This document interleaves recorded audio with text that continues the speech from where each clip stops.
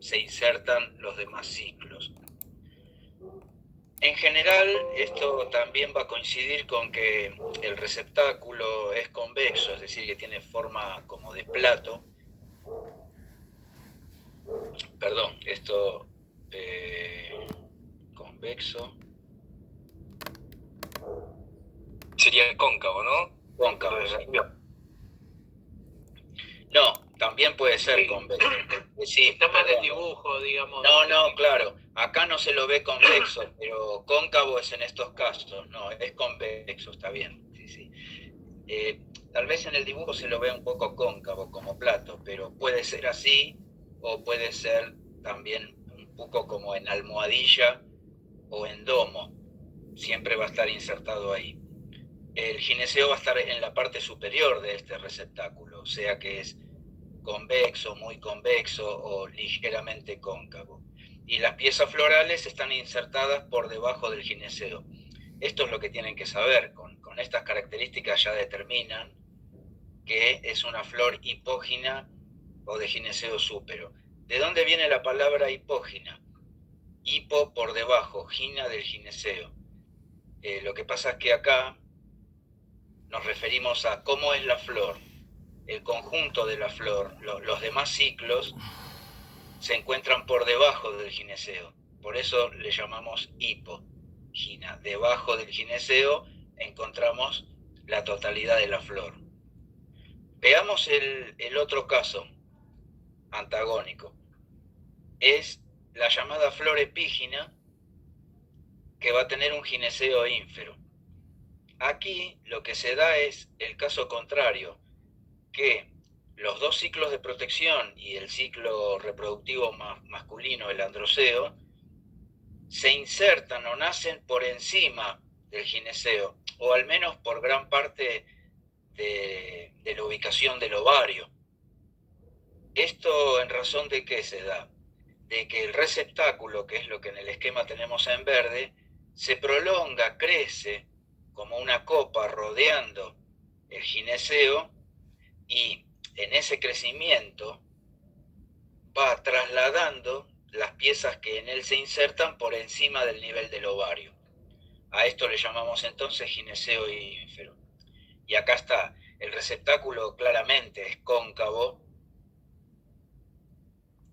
y concrescente con el gineceo. Concrescente quiere decir que va a estar pegado, adherido, el receptáculo verde con el gineceo, que es lo rojo. Claro que esto, cuando van a ver más adelante, que cuando esto sigue su curso y forma el fruto también va a tener la correspondiente parte del receptáculo. Y después tenemos un caso como intermedio o distinto, que tiene algo de los anteriores, pero es un caso propio, que es el llamado gineceo medio, y a la flor la llamamos flor perígina, porque en virtud de que el receptáculo también se amplía en forma de copa por alrededor del gineceo, pero no lo hace en forma concrescente, ¿ven? Lo hace en forma separada. Por lo tanto, hay una migración de las piezas de la flor por encima del nivel del ovario, pero tampoco es un ínfero completo, porque el receptáculo no está adherido al gineceo, y esto va a tener una implicancia en el tipo de fruto, que luego determina cuando el gineceo sigue su curso. ¿Está bien? ¿Hay alguna duda? No. Ahí está, vamos, ahí puse pantalla completa.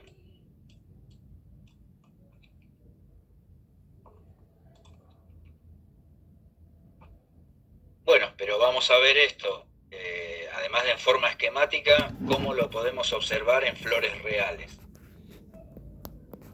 Flor epígina o de gineceo ínfero. Vemos acá ejemplos.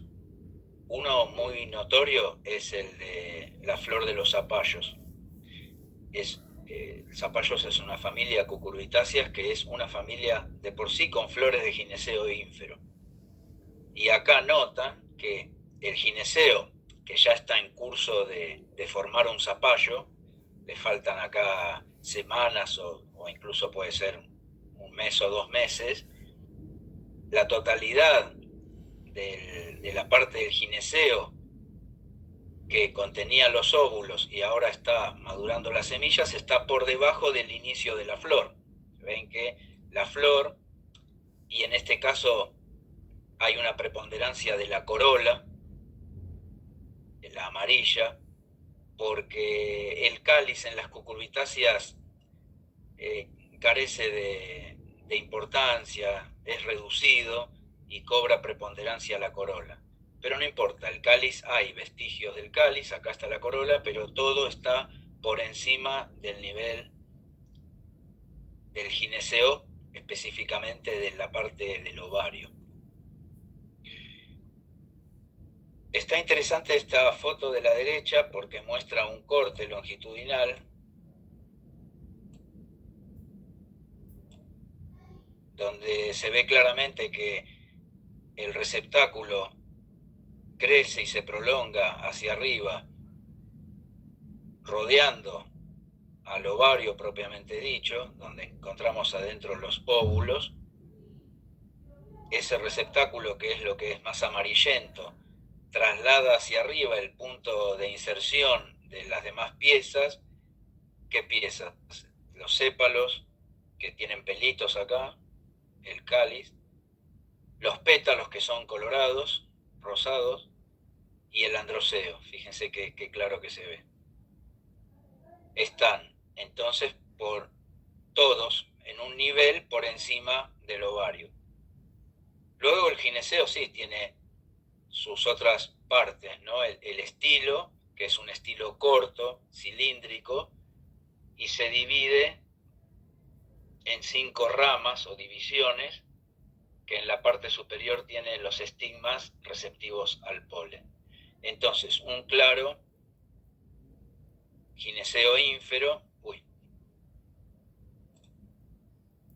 en este caso de Malus floribunda, que es el manzano. El manzano que tiene una flor de gineceo ínfero. Malus doméstica, que vemos a la izquierda también, es manzano. Malus es el género del manzano.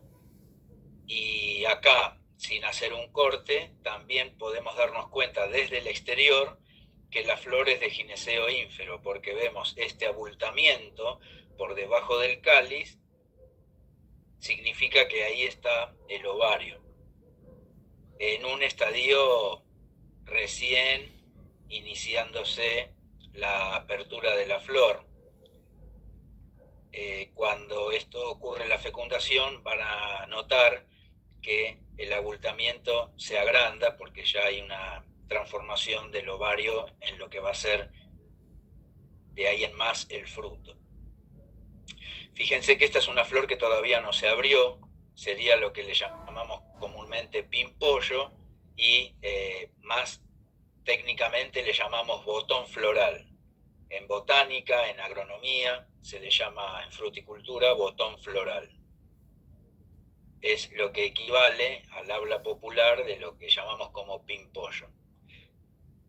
Vean que aún estando en pimpollo, también se nota que el ovario está por debajo de la inserción de las piezas. Vamos a la siguiente.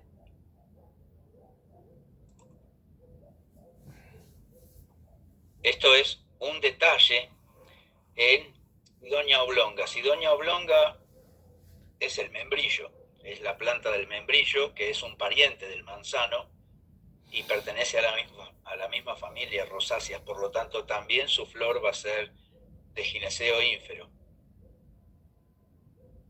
Fíjense cómo acá tenemos los primordios seminales, que serían los que van a formar los óvulos.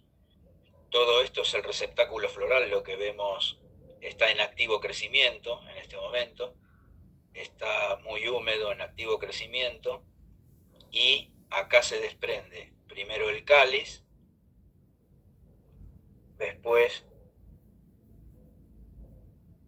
a ver acá donde tenemos la corola. Seguramente ya se desprendió, tendría que estar acá. Y tenemos los estambres, el androceo. En esta familia los estambres son numerosos. No son 5, tal vez como en algunas flores más sencillas, sino que son numerosos. Así que otro caso de que nos va a dar una fruta de importancia industrial, que es el membrillo. Vale decir que cuando nosotros tomamos un fruto de membrillo, la piel exterior, la parte exterior, no va a corresponder exactamente con la epidermis del gineceo del ovario, sino que exteriormente el fruto va a estar rodeado por esa capa de receptáculo, por esta parte. Lo que a veces no llega a notarse, van a ver cuando veamos frutos, una diferencia tajante entre el receptáculo y la pared de los carpelos o del gineceo, sino que todo el tejido se fusiona, dando la sensación de que es un único tejido homogéneo. Ahora veamos lo que es más común de encontrar, que es la flor hipógina o de gineceo súpero. Fíjense acá en Hipericum, hierba de San Juan. Esta planta se comercializa, algunas especies, en herboristerías para infusiones medicinales. Más allá de que encontramos una corola de 5 pétalos, un androceo con numerosos estambres, el gineceo es claramente súpero. ¿Ven? Esta parte amarilla, redondeada, globosa, es el gineceo y claramente por encima del androceo. O sea que acá el gineceo es el ciclo que está por encima de los demás. En el otro estaba por debajo de los demás. O también, si encontramos acá en amapola, también muy notable el gineceo, Papaver somniferum, claramente por encima del ciclo del androceo, que también son numerosos, y de la corola. En este caso, esta estructura en forma de estrella viene a ser una modificación de los estilos en forma de estrella, pero si nosotros el gineceo lo podemos ver mirando la flor desde arriba, es inequívoco que es de gineceo súpero. En algunos casos no es tan claro, pero sí, luego de una observación, y sobre todo cuando se trata de flores pequeñas, como en la estelaria media, llamado capiquí, que suele ser una maleza en invernaderos, en los cultivos de invernaderos, hortícolas, florales. Incluso van a ver que el capiquí a veces aparece como una plantita colada, digamos, en los paquetes de espinaca o de rúcula. También es de gineceo súpero. Acá vemos que es de color verde, asoma por encima del resto de los ciclos.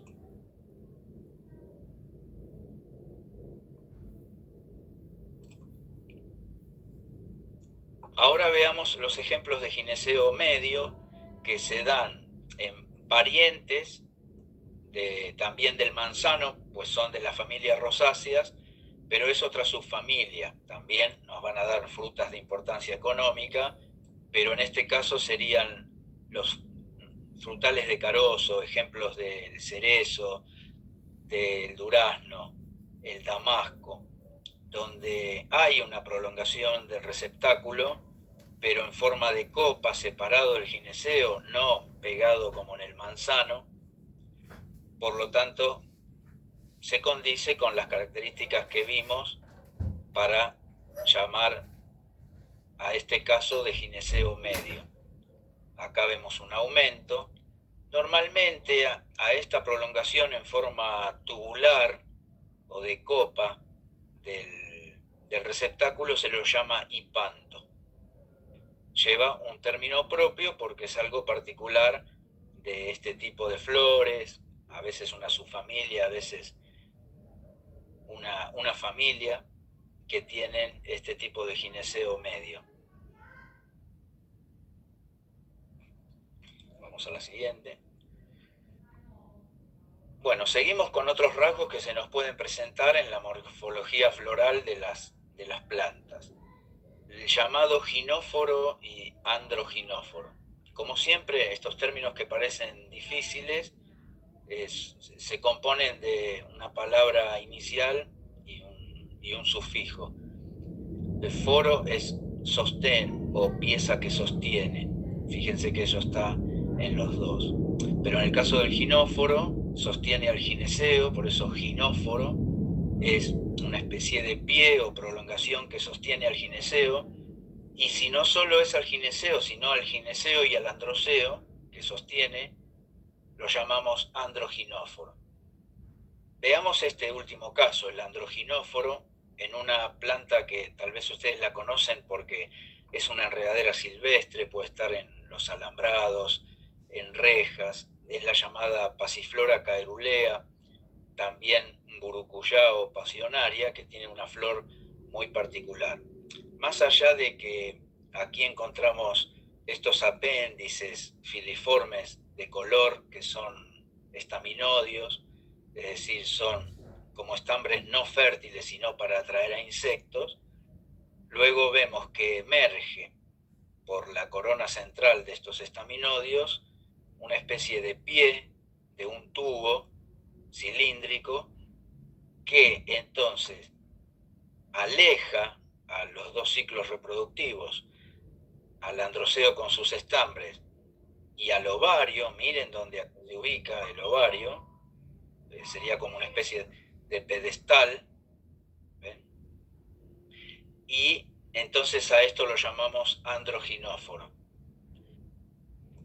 Otras cosas que podemos ver en esta flor, que estamos de paso, es qué grandes que son las anteras y que tienen una dehiscencia hacia afuera, que son móviles, tienen como una articulación.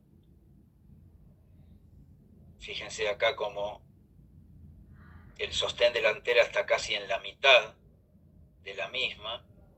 Esto hace que cuando se acerque un polinizador, generalmente en estas especies son los abejorros, que todos deben conocer, son parientes de las abejas grandes, oscuros, y colectan el polen en los pelos que tiene en el tórax.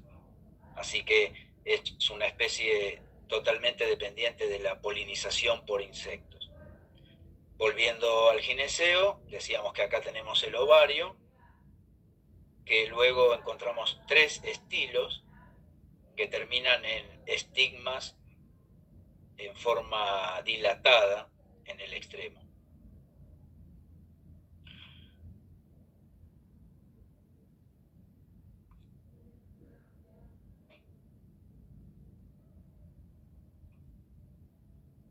En el caso de ginóforo, que vemos los ejemplos de al menos una especie, 2 especies de importancia económica, como caparis, que son las alcaparras, una especie que se utiliza como condimento.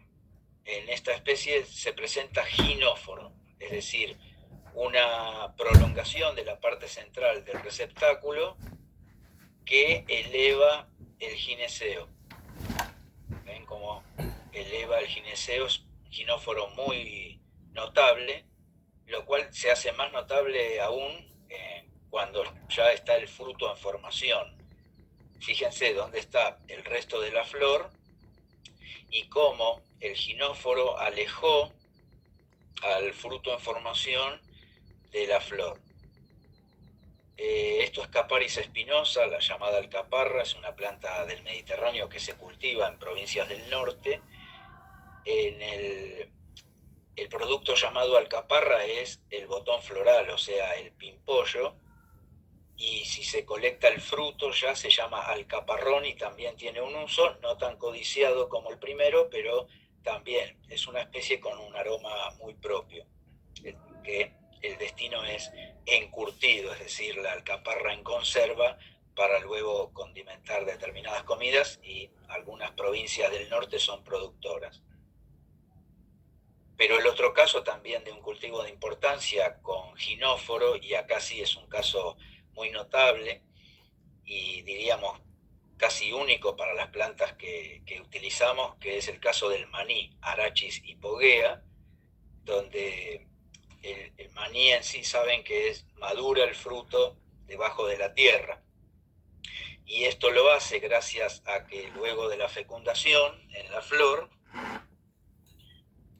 comienza una etapa del alargamiento de lo que se llama clavo, que es una especie de ginóforo que va conduciendo al fruto, lo que hasta hace unos momentos era el gineceo, lo conduce para quedar introducido en los niveles superiores del suelo. Por eso es que el maní se cultiva, es originario y se cultiva en zonas de suelo arenoso, suelto, donde tiene más posibilidad de producir este proceso. También tenemos un ginóforo en el caso de la estrella federal, esta planta decorativa, Euphorbia pulcherrima, donde es muy notable como el ginóforo parte del centro de la inflorescencia que contiene el resto de las flores. Vamos a ver más adelante en detalle este tipo de inflorescencia, pero fíjense que como luego de la extensión del ginóforo, el gineceo sigue su crecimiento y completa su evolución fuera del ámbito de las flores que le dio origen.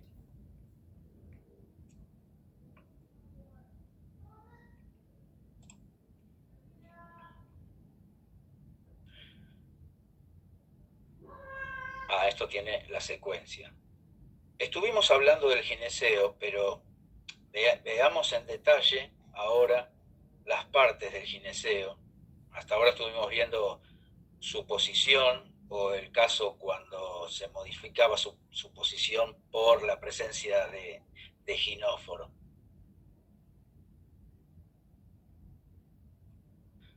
El gineceo lo definimos como el ciclo sexual femenino.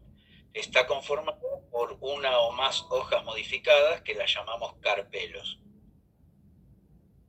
Cuando nosotros tenemos ya el gineceo desarrollado, vamos a diferenciar tres zonas principales. La del ovario propiamente dicho, que es en el gineceo, es aquella parte que constituye una cavidad donde se van a alojar los óvulos. La zona abultada y de la cavidad la denominamos ovario. La prolongación la denominamos estilo. El estilo puede variar en largo, en estilo, en forma, puede variar también en su grosor, si es liso, si es piloso. Puede no estar, por ejemplo, en la flor de la yerba mate no hay estilo. Y finalmente la parte que remata, la parte superior al final del estilo, es el estigma. El estigma es donde propiamente se va a apoyar el grano de polen para proceder a la polinización. Entonces, de abajo hacia arriba, ovario propiamente dicho, estilo y estigma. Por lo tanto, una cosa es el gineceo y otra cosa es el ovario, ¿no? Gineceo le llamamos a todo el ciclo reproductivo femenino de la flor y es todo. Ovario es la parte abultada de la cavidad que se apoya en el receptáculo. Los óvulos son órganos aparte, y si bien están dentro del gineceo, los óvulos luego se van a desarrollar como semillas, y el gineceo, cuando se desarrolle, nos va a dar lo que es en los frutos o las frutas la pulpa o la carne de las frutas.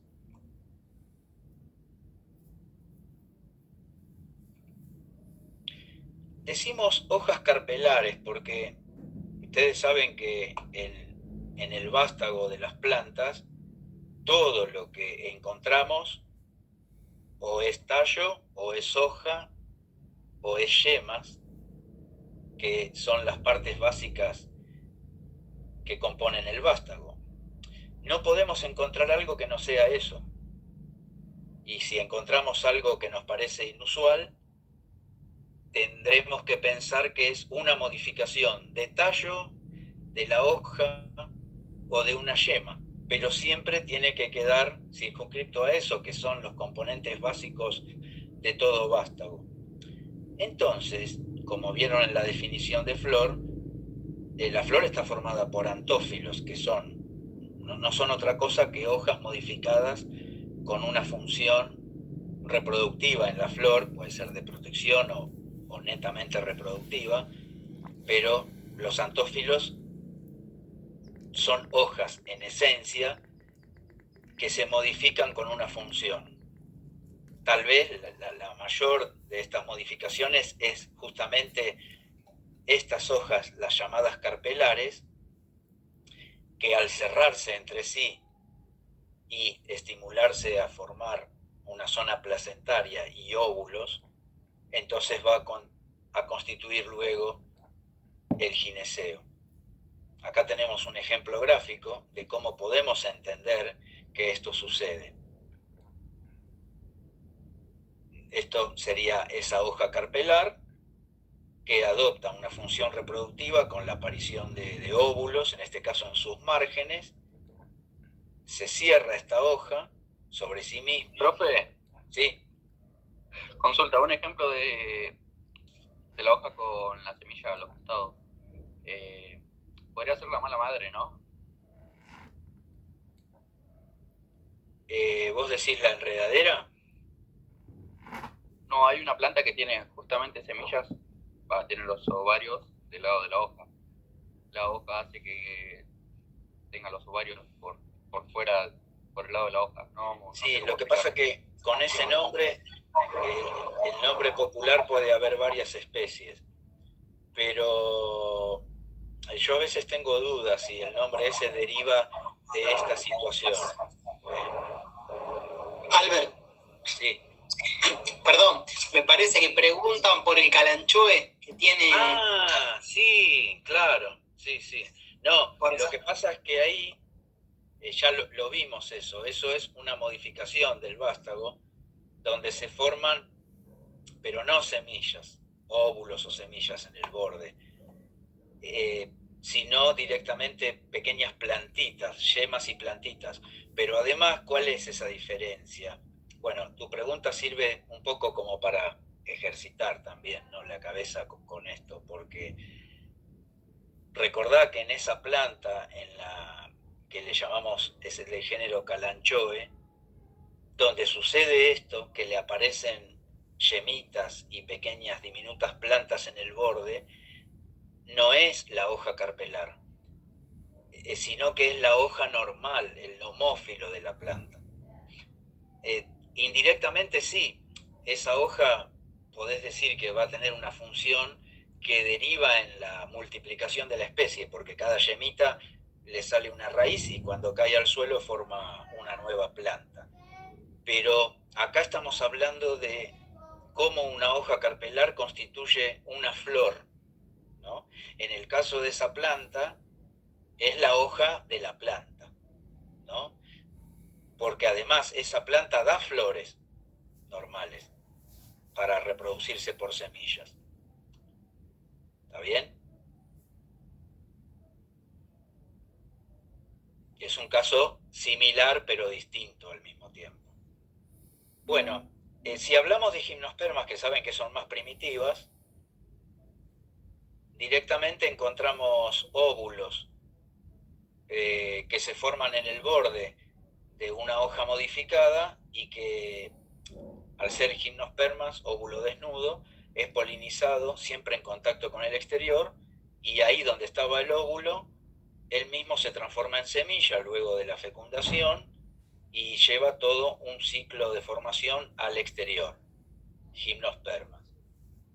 Lo que sucede en angiospermas, y este es el gran paso evolutivo de las angiospermas, es que el inicio de la hoja carpelar es similar.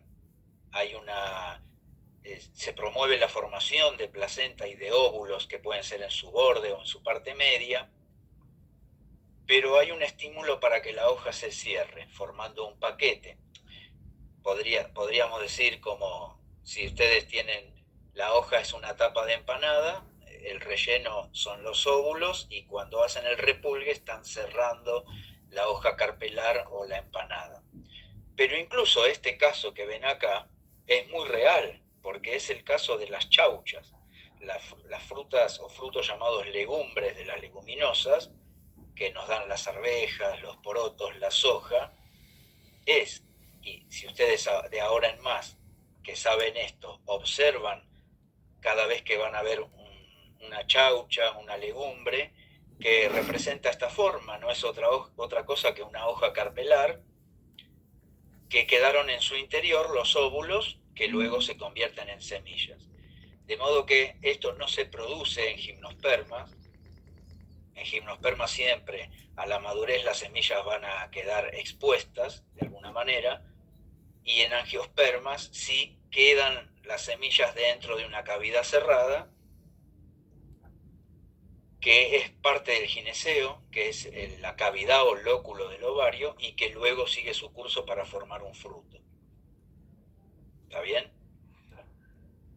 Ven que acá la flecha les indica que hay un plegamiento de la hoja con el objetivo de formar una cavidad cerrada. Veamos otros esquemas. Y seguimos con gineceo, ¿no?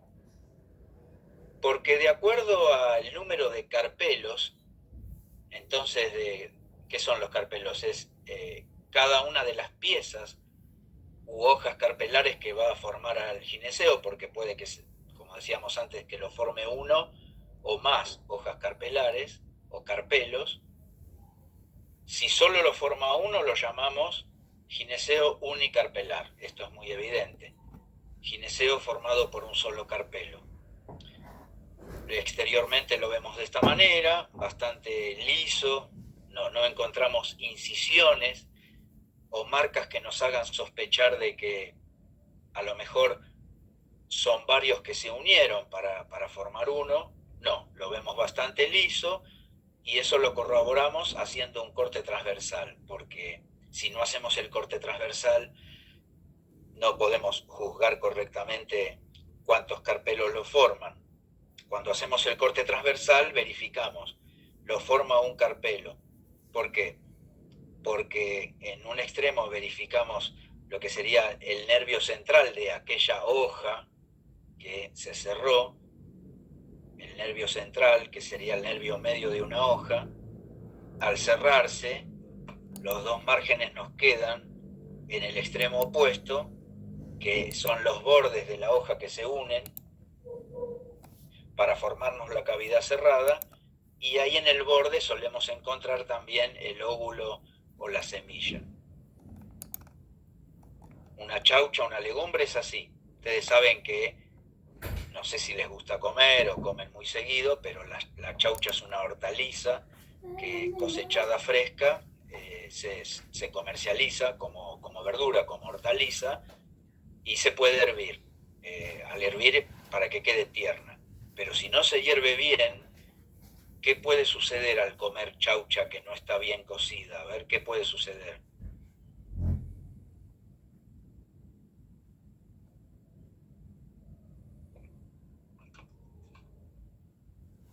¿Es agradable comer una legumbre que no esté bien cocida o cocinada?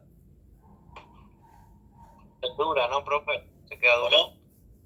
Puede quedar dura la misma pulpa en sí, pero en un borde y en el otro vas a tener como hilos, ¿no?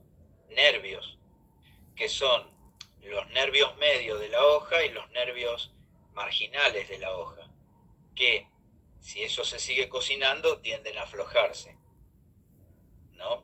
A disgregarse, pero si no, quedan duros.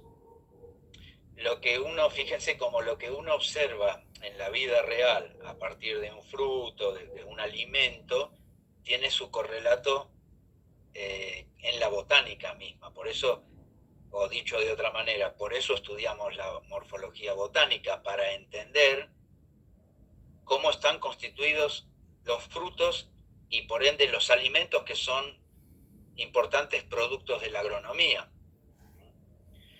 Bueno, pero ¿qué pasa cuando un gineceo está compuesto por más de un carpelo? En ese caso puede ser bicarpelar cuando tiene dos, tri cuando tiene tres, o pluricarpelar cuando tiene cuatro o más.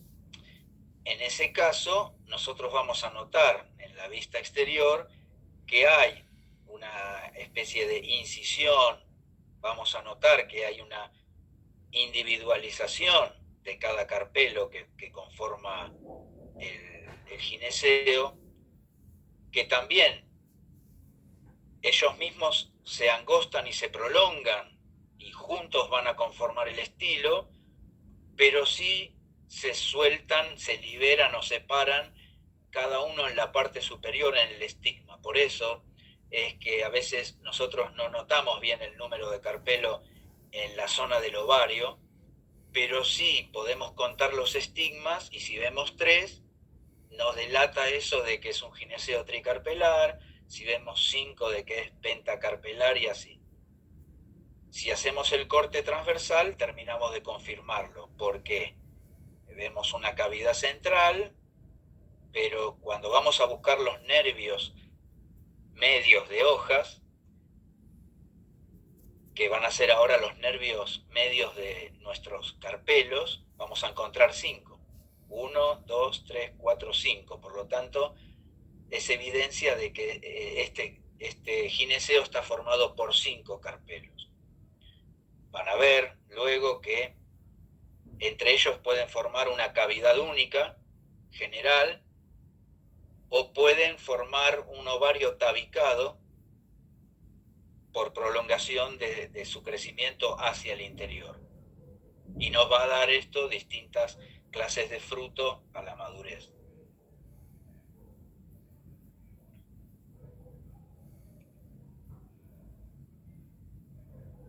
Bueno, más allá de los gráficos, cómo observamos en flores reales esto.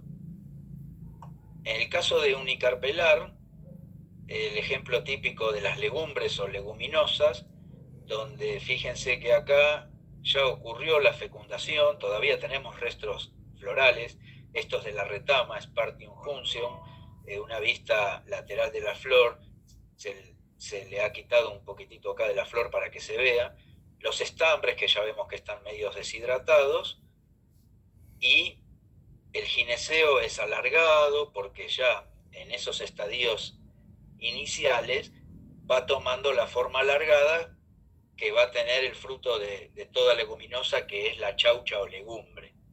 Entonces, este es un gineceo unicarpelar, lo constituye un solo carpelo, acá tenemos el estigma.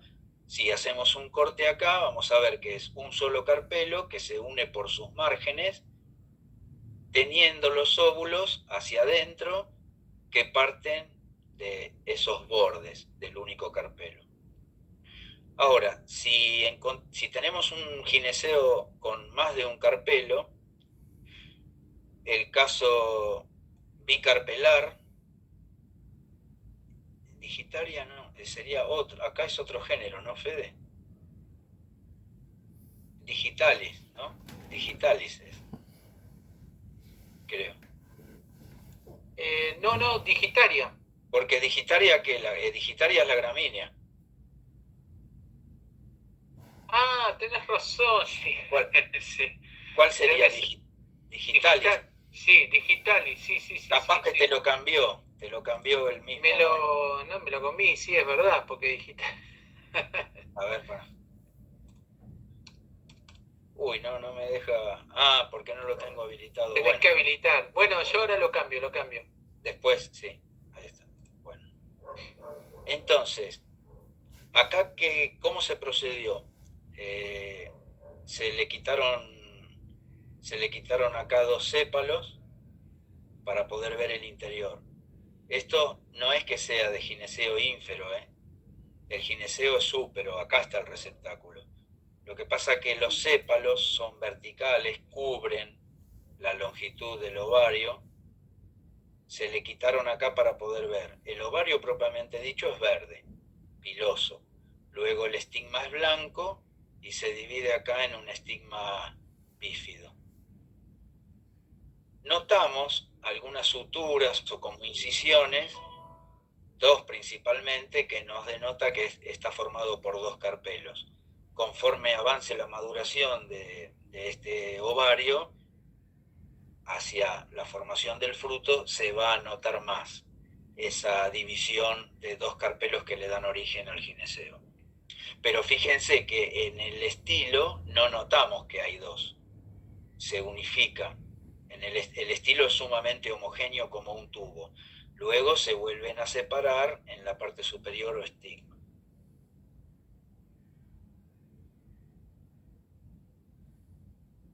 Ahora bien, los pluricarpelares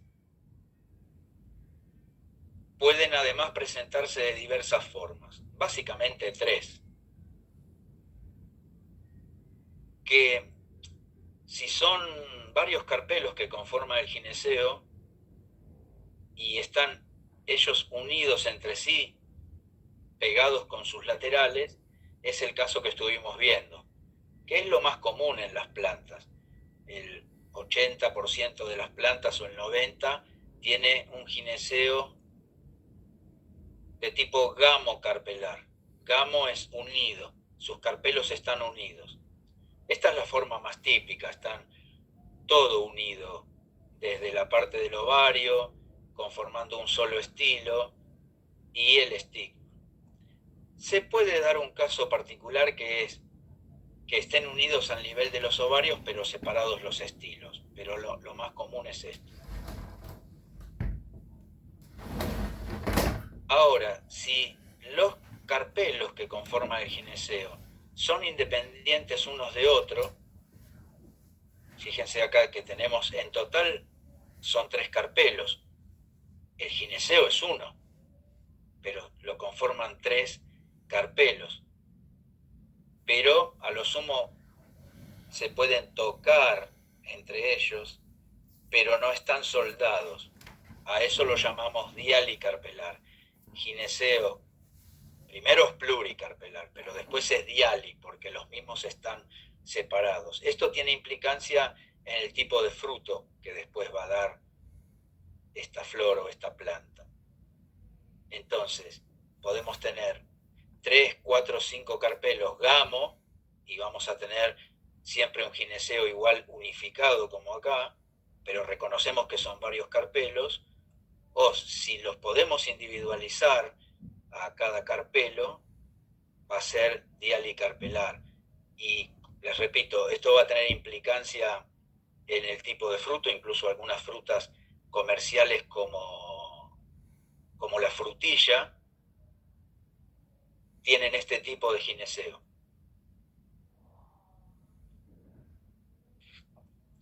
Ejemplos en flores reales, en Lilium, la azucena, son 3 carpelos, pero están unidos, formando una sola estructura.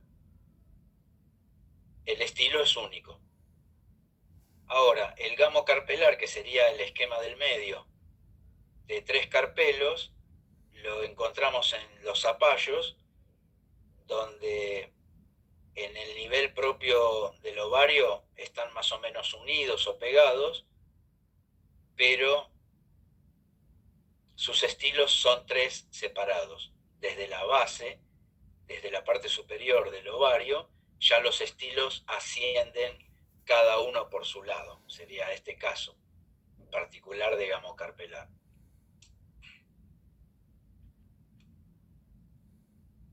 Seguimos en cómo se visualizan los gineceos pluricarpelares y a la vez dialicarpelares.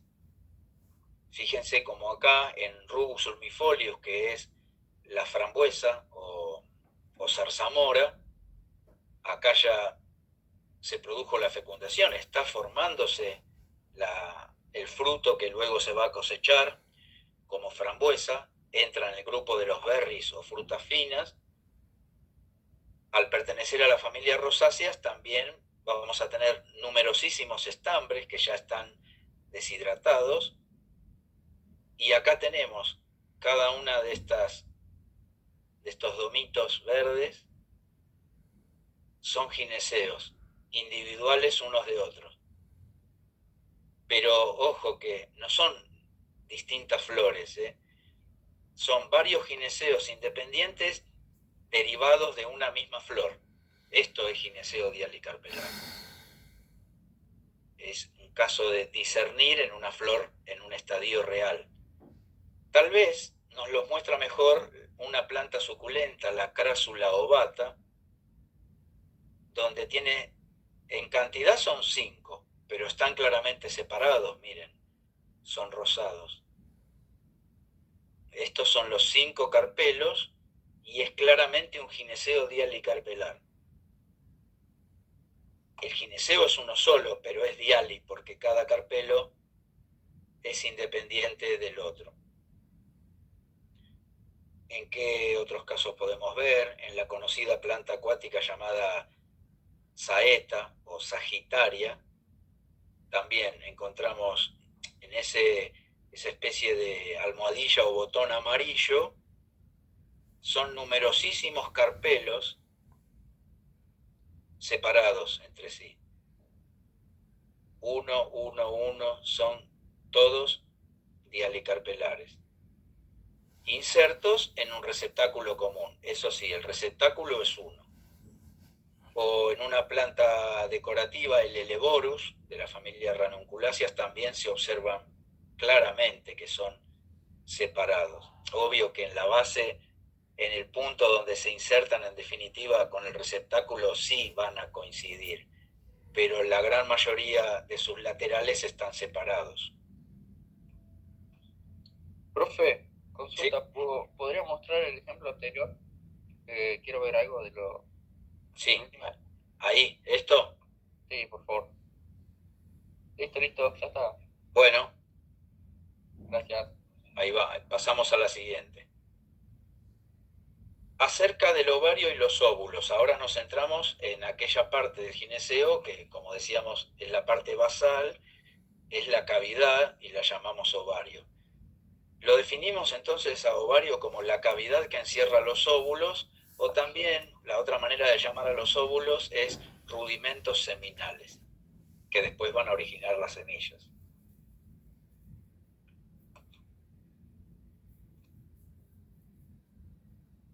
Eso es la definición. Ahora, ¿dónde se forma? ¿Cómo se forma?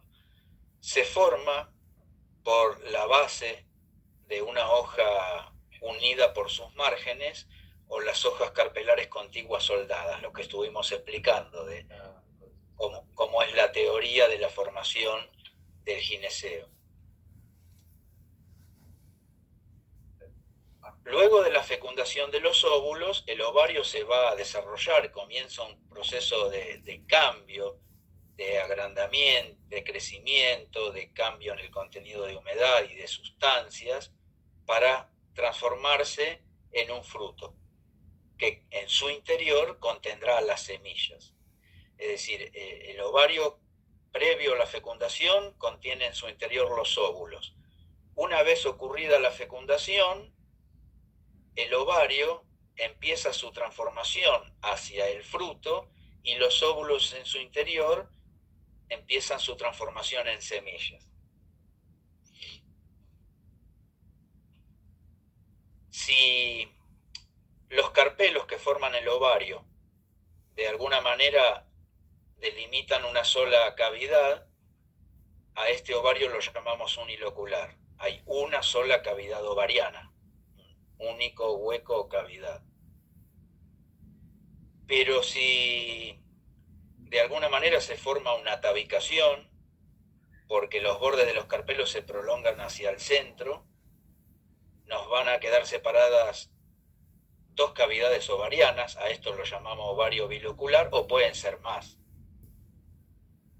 3 cavidades, ahí lo llamamos ovario trilocular, y esto nuevamente tiene implicancia en el tipo de fruto.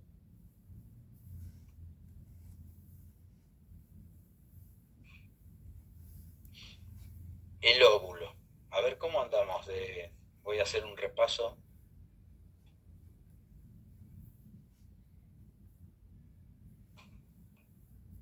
Albert, Sí, sí, lo del óvulo por ahí lo podemos dejar para semilla. claro, Sí. para verlo junto con semillas. Sí. Sí. Está óvulo y polen, pero se pueden saltear. Entonces, retomamos con Vienen después las placentaciones, placentaciones ahí. que también, si querés, se pueden dejar como para verlo con fruto, pero bueno, por ahí una idea. No, esto ya que estamos, creo, con la inercia, ¿no? Lo podemos ver acá. Dale.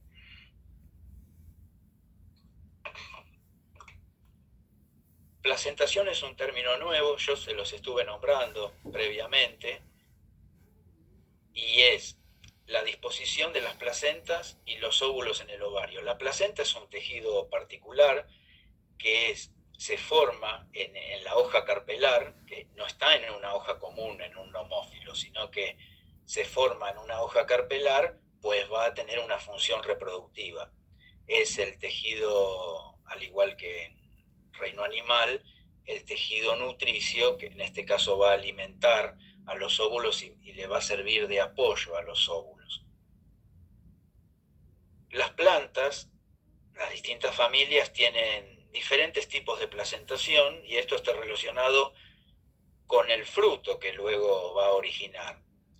Y el fruto está originado con determinadas adaptaciones que ayudan a que se perpetúe cada especie. Si lo vemos al revés, las especies siempre buscan perpetuarse. Se perpetúan en este caso, por reproducción, a través del intercambio de gametas, formando semillas. La estrategia para lograr esa perpetuación es dispersando las semillas.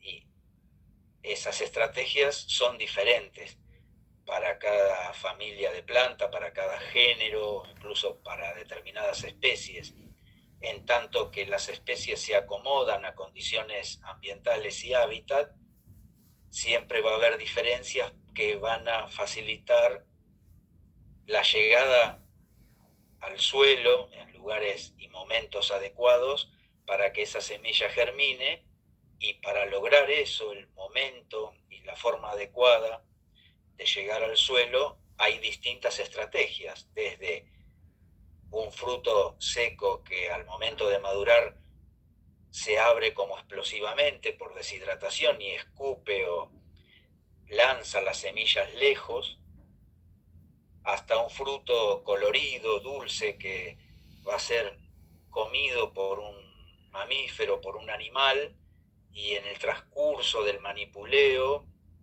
algunas semillas se le caen lejos de donde el animal la comió, o pueden entrar al tracto digestivo y ya esas semillas salir liberadas de inhibidores y demás, trasladadas. Ni hablar si hablamos de aves, ¿no? Que se pueden trasladar a kilómetros de donde han consumido un fruto o una semilla. Entonces, lo que van a ver ahora son el resultado de distintas adaptaciones de plantas para que sus frutos tengan un mejor éxito reproductivo. Y lo han logrado a través de la evolución. Acá tenemos 8 gráficos que nos representan en la fila de arriba el corte transversal y en la fila de abajo el corte longitudinal. Para juzgar totalmente cómo es la placentación, debemos observar las dos, porque si observamos una, nos cuenta algo de esa placentación, pero no nos dice todo. Cuando nosotros conjugamos las dos vistas, ahí sí podemos verlo. Por ejemplo, si ustedes una naranja constituida por gajos, o digamos una mandarina donde se pueden separar mejor los gajos, todos conocen la mandarina. Si ustedes la mandarina la cortan a lo largo, así, longitudinal, ¿pueden saber exactamente el número de gajos que tiene?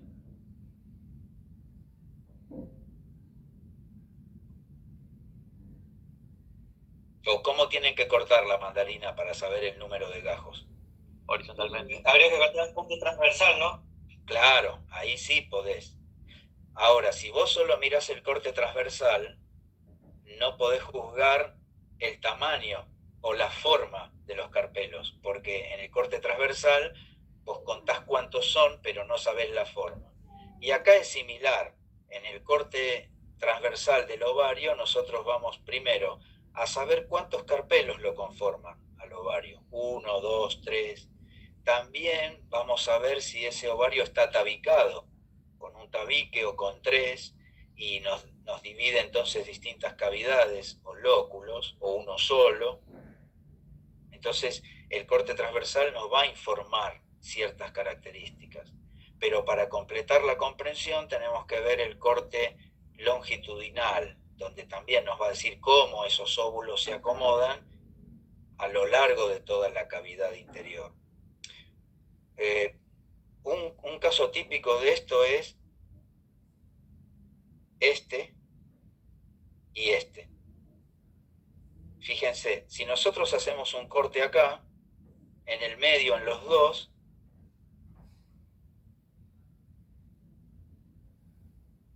nos va a aparecer lo mismo, que es una columna central, una placentación central con óvulos hacia la periferia. Fíjense ahí, lo único que este puede tener tabiques, pero, o este caso, en realidad este, les quería decir, el central, ¿ven? Fíjense que el central en corte transversal es igual, salvo por esta incisión que hay acá, pero es una cuestión del dibujo. Si nosotros no observamos el corte longitudinal, lo vamos a saber que acá la columna llega hasta la mitad, y en cambio acá va de punta a punta, ¿ven? La placenta. Y esto tiene implicancia en el fruto. Entonces, conjugamos las dos vistas. Veamos, el caso de un carpelo con un lóculo es un solo carpelo con una sola cavidad, y los óvulos van a estar insertos en el borde de esa única hoja carpelar. Es el caso de las leguminosas. Cuando se da este tipo de placentación, no queda otra que sea marginal. Los óvulos van a estar sobre una placenta alargada a lo largo del margen de las hojas que se unen en un mismo punto.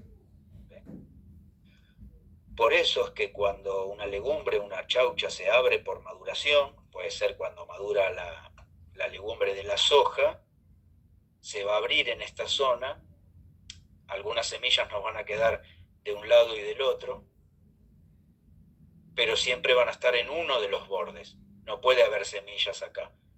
Siempre están unidas a uno de los bordes de la legumbre o chaucha. ¿Ven? Uno de los bordes. Este caso que tenemos dos o más carpelos, pero también una sola cavidad interior, ya no lo podemos llamar marginal. Porque marginal, recuerden que es cuando hay un solo carpelo. Con dos carpelos no puede ser marginal. A ese caso lo llamamos parietal. Esto lo recuerdan porque parietal les da la idea de que los óvulos están en las paredes internas, ¿no? de la cavidad, pero no están por toda la pared, sino que la placenta está en determinados lugares, mirando los óvulos para adentro. Axilar es tal vez el caso más común, la placentación axilar, que se da en aquellas flores que tienen un gineceo con ovario de, como dice acá, dos o más carpelos, pero que va a prolongarse el crecimiento de esos carpelos hacia el interior, tabicando el interior del ovario, en 2, en 3, en 4, en 5, y en las axilas de esos tabiques, como sería acá, van a estar las placentas y los óvulos. Entonces, axilar siempre tenemos que tener, recuerden, dos o más carpelos y una tabicación del interior. Esto nos va a dar una placentación axilar. Ahora, ¿qué pasa si tenemos un carpelo o más y un lóculo, pero tenemos muchos óvulos y no hay tabiques, como acá? Porque en axilar tenemos muchos óvulos, pero hay tabique. Acá es 1, acá son 3. 2, 3. Por empezar, cuando tenemos uno o más carpelos, acá es uno, acá son dos, son muchos óvulos, pero el lóculo es uno, estamos en presencia de la placentación llamada central. Los óvulos nacen de alguna manera de una columna central. Esa columna puede ser completa, de abajo a arriba, o puede llegar hasta la mitad, ser un central de la mitad inferior. Es el cuarto caso de placentación. Nos faltan dos que son bastante sencillos porque son dos casos de cuando, no importa, los óvulos, los carpelos pueden ser uno o dos, pero la condición es que haya un solo lóculo y un óvulo. Estos van a ser frutos con una semilla a la madurez, y en ese caso lo que va a darnos los dos subtipos es apical, simplemente cuando el óvulo cuelga de la parte superior del ovario, cuelga ahí, la placenta está acá arriba, o basal cuando el óvulo nace de la base o un cachitito al costado. Tienen esta placentación importantes especies con relevancia agronómica por ser alimentos. Muchos de ellos son granos que son farináceos, por ejemplo, la quinoa, el amaranto, muchos también son malezas. Son frutos pequeños, con semillas pequeñas, una por fruto, pero muy prolífica la planta. Entonces terminan siendo plantas de importancia cuando son malezas, ¿no? Por sus grandes poblaciones. Incluso de importancia económica como el girasol, también tiene un óvulo basal, es de este estilo, un único óvulo basal. Fíjense cómo la placentación, como les decía, tiene importancia en el reconocimiento posterior del fruto, que para nosotros en la carrera profesional está muy vinculado al desarrollo de la profesión, porque en gran parte los frutos es el producto que se busca dentro de la producción agropecuaria, más.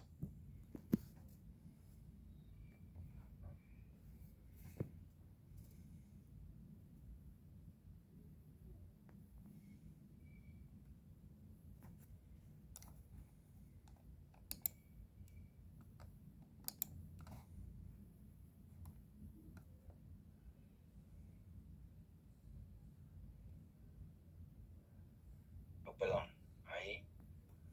Y podemos un poco ejercitar, ¿no? Con esto. A ver, uno. ¿Qué tenemos aquí en uno?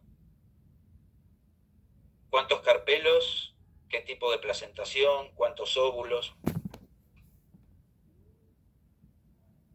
Estamos en condiciones ya de caracterizar al gineceo, aunque sea en el corte transversal, ya lo podemos caracterizar en cuanto a varios parámetros, porque podríamos decir acá si es dialigamo.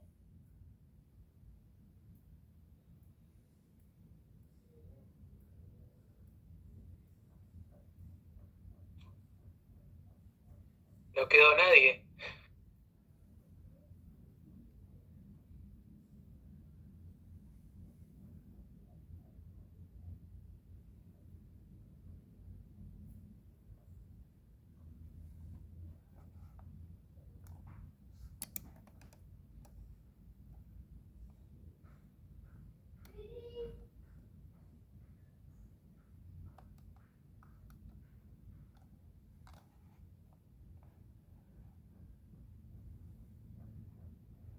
Pelo en la parte superior, uno en la parte inferior, que entre los dos luego se sueldan sus bordes para formar el tabique, se dirigen hacia el centro. En el centro vamos a tener una placenta para arriba y otra para abajo, con numerosos óvulos que parten de la misma.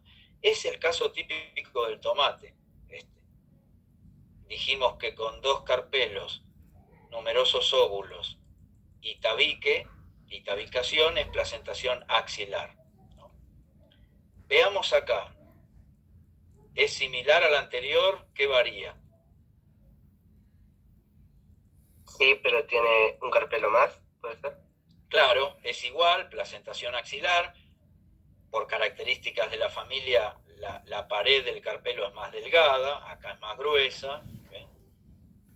pero también es placentación axilar con 3 lóculos, porque acá en vez de ser 2 carpelos son 3 carpelos. Acá son 5 carpelos. También gamos, vean que están unidos. Tanto es así que el exterior es un círculo bastante perfecto, que se fusiona sus caras exteriores y también se hermanan sus laterales formando tabiques.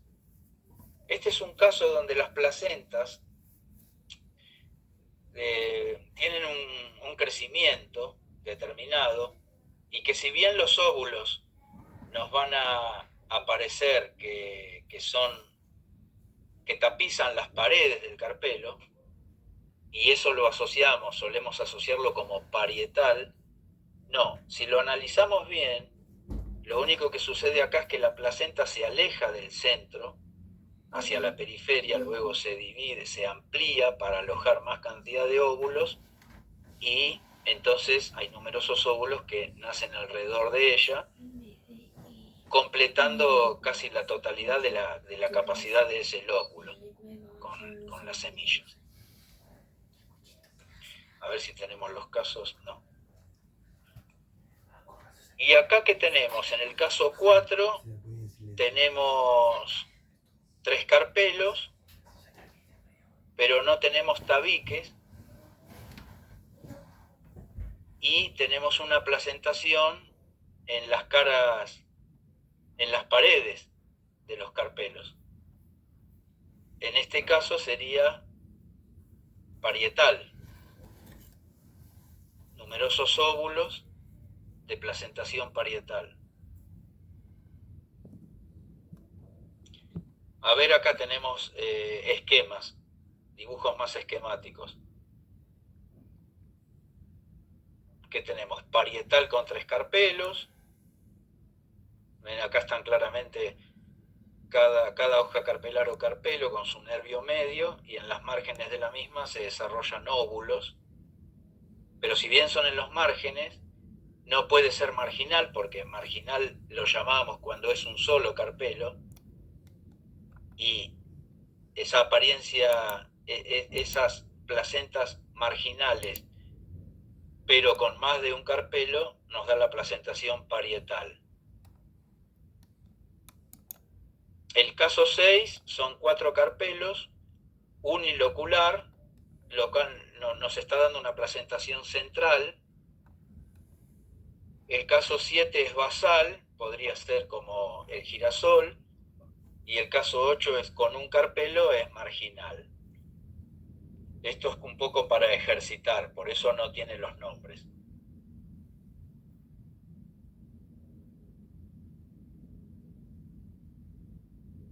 El estilo, vamos a ver, creo que vamos a ver estilo y estigma, y después hacemos un intervalo, ¿no, Fede? Diego. Ya. Sí, queda estilo, hay distintos ejemplos y estigma también. Claro. Bueno, estilo. Vamos a ver varias definiciones. El estilo, que es, acabamos de ver todo lo que concierne al ovario como parte del gineceo, ¿no? Ahora veamos el estilo, que es esa parte generalmente fina y prolongada. Se manifiesta como una continuación del ovario, porque es así, se adelgaza y continúa, asciende, generalmente es delgada, puede ser hueco o macizo, a partir de, como decíamos, el extremo superior del ovario. A veces puede nacer en el extremo inferior del ovario, pero mayormente es a partir del extremo superior. Y en la parte superior del mismo, donde termina el estilo, se inserta el estigma. No confundan estilo con estigma. Estilo es la prolongación y estigma es la parte final. La longitud es variable, depende de las especies, desde estilos muy largos como en la rosa china, hasta carencia de estilo, como les mencionaba en la flor de la planta de la yerba mate, prácticamente no hay estilo. El estigma aparece directamente arriba del ovario. Generalmente el estilo se desarrolla sobre el ápice del ovario, lo que decíamos, pero puede originarse de costado o incluso basal, con implicancias en la morfología posterior del fruto. En el interior del estilo Ok. se encuentra un conjunto de células que están especializadas para alimentar al tubo polínico.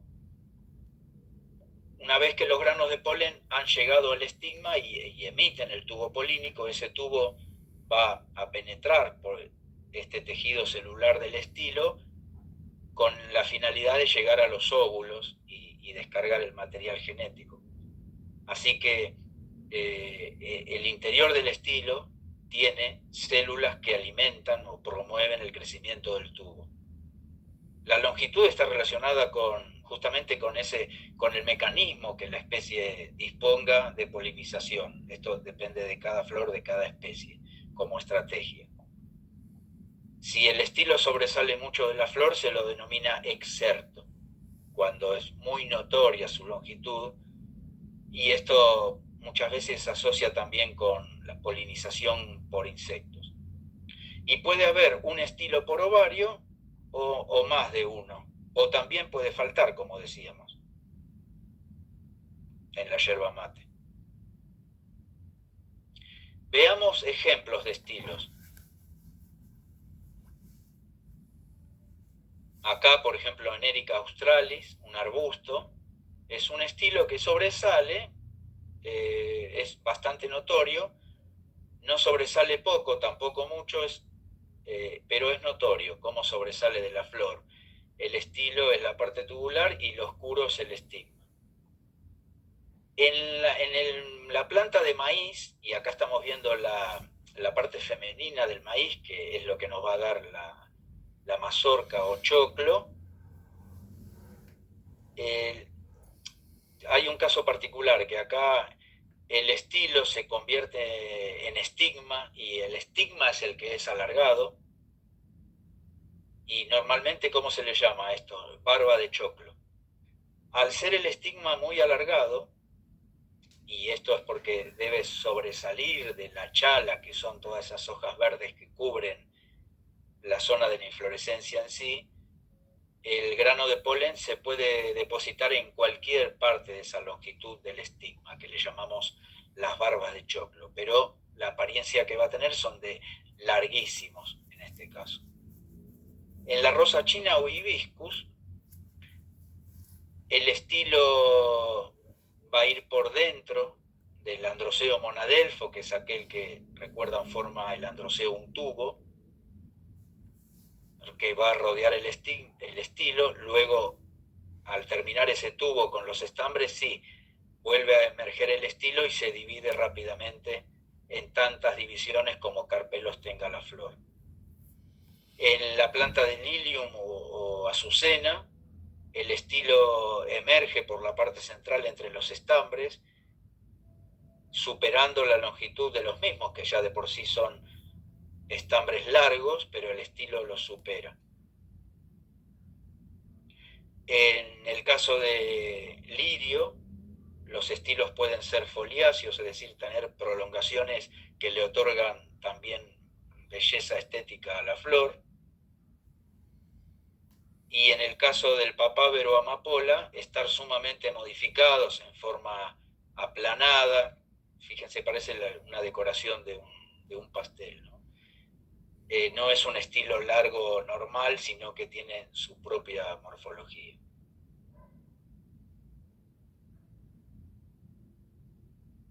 Fíjense acá cómo se continúa, en el caso que veíamos de esta flor azul de lirio, donde la parte superior del estilo y el estigma lo llamamos petaloideo porque se asemeja a un pétalo. Normalmente hemos visto hasta ahora que los estilos son filiformes o son tubitos, pero en algunas especies, para mejorar la atracción de los polinizadores, también el estilo puede llegar a ensancharse y nos da la apariencia de que también es un pétalo, pero en realidad es el estilo o el estigma, como dice acá, estilo estigma petaloideo, que se ensancha, y eso nosotros lo aprovechamos como algo decorativo en flores que se consideran más bellas. Definimos estigma entonces. Es la porción superior de las hojas carpelares, la tercera parte de todo gineceo. Muchos estigmas tienen células, tejidos secretores que secretan un líquido estigmático que es azucarado y pegajoso. Esto lo producen mediante papilas, que son como pequeñas verruguitas o almohadillas que van a facilitar la adhesión y también la nutrición del grano de polen cuando se deposita en ellos. Piensen que puede ser que se deposite porque lo llevó el viento y se adhirió el grano de polen, o porque un insecto lo llevó en su cuerpo y al recorrer la flor los dejó cerca del estigma. Los estigmas también presentan proteínas hidrofílicas, es decir, que van a atraer la humedad en la parte externa, que actúan en el reconocimiento del grano de polen y en las reacciones de incompatibilidad, porque puede depositarse muchas clases de polen. El viento lleva polen de muchas especies distintas, pero solamente va a haber un reconocimiento y un posterior crecimiento del tubo polínico luego de que haya una reacción de reconocimiento de compatibilidad, o de lo contrario, de incompatibilidad con especies que no son de la misma. En plantas anemófilas, que son justamente las que se polinizan por acción del viento, los estigmas suelen ser bien desarrollados, con prolongaciones en forma de pluma, salientes, para captar el polen dispersado por el viento, para captar mejor. Y en plantas entomófilas, que son aquellas polinizadas por insectos, suelen ser más bien como viscosos o petaloides para atraer a los insectos o polinizadores. Acá tienen una galería de ejemplos de distintos estigmas a lo largo de familias, y van tomando nombres que derivan de la forma, ¿no? Lobados, como cuando tiene como dedos o prominencias; discoide cuando es bien plano; cónico, en cabezuela o capitado; truncado cuando se corta directamente; plumoso cuando se divide en dos, y así, distintos tipos de estigmas. En la realidad veamos estigmas en plantas ornamentales, algunas de importancia económica como el nogal, que nos da el fruto de la nuez, Juglan regia. Fíjense qué prominentes que son acá los estigmas divididos en dos, qué amplia que es la zona estigmática donde va a ser receptiva al grano de polen. El estilo es relativamente corto, incluso podríamos decir que el estigma es mayor en longitud que el propio estilo, que emerge por encima del gineceo. Aquí vemos este caso muy llamativo en turnera, como los estigmas son como manitos, se les llama penicilados, como manitos, o en Centaurium, donde son directamente lóbulos, dos lóbulos bien desarrollados en el extremo del estilo. Y acá estamos viendo, a ver, en Sarracenia. Sarracenia es uno de los grupos de plantas de tipo carnívora, ¿no? Algunos de los géneros pueden ser carnívoros. Esto no me acuerdo, Fede, vos lo armaste porque quería mostrar en particular los petaloideos, ¿no? Claro, acá lo que tenés es un colector. El estigma funciona como un colector. Ahí está, la flor está invertida, está dada vuelta. Sí, está mirando ¿sí? para abajo. Tremendo. Mira hacia abajo, y todo esto que se observa, todo amarillito, estos son los estambres que liberan el polen, y el polen cae sobre el propio estigma. Qué bárbaro. Bueno, y los extremos de la estrella del colector del estigma, acá. ¿Ven? Sí. Ahí donde está señalado estigma, del lado invertido, o sea, del lado interno donde cae el polen, hay ahí está el receptor verdadero del estigma, ¿sí? Porque en la parte todo lo interior, demás pero no en la exterior. Claro, ¿no? Lo demás es colector y en los extremos tiene los estigmas, ¿sí? Es como que estuviera transformado, desarrollado, como una hoja, como una fuente, y en las puntas tiene los estigmas verdaderos que llevan a la recepción de polen. Claro, bien en el extremo. Claro, donde dice colector, Sí, ahí, en acá. el inverso atrás, o donde dice estigma, están del lado del vientre, digamos, donde cae el polen. Del lado interno. Sí. Como un embudo sería. Como un embudo. Claro. Invertido, pero invertido. Colecta del lado exterior del embudo. Mira, y creo que hay una imagen más chiquitita del otro lado, en la diapositiva anterior. Ah, acá, sí. Sí. También, Claro, que contribuye un poquito, pero está en tremendo, inglés. no deja que caiga nada afuera. Claro, te cae el polen de la misma flor sobre ese colector.